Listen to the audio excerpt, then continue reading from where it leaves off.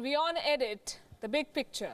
US President Donald Trump sermonizing to Russia on nukes would be laughable were it not for the seriousness of the situation. Between them, as I've said, Russia and America have more than 90% of the world's nukes. It doesn't help that the US pulled out of a decades-old treaty with Russia, the Intermediate Range Nuclear Forces Treaty. It means that the world is once again confronted with a nuclear arms race.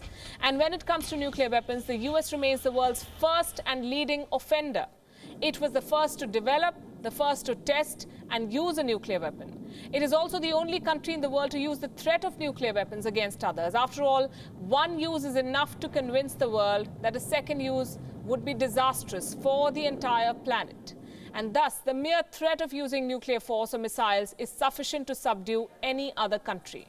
There are 9 nuclear-armed countries in the world and many more on the threshold, capable of developing nuclear weapons at a short notice. And then there are these forces, including terrorist groups, which would not find it very difficult to get their hands on nuclear weapons of weak states.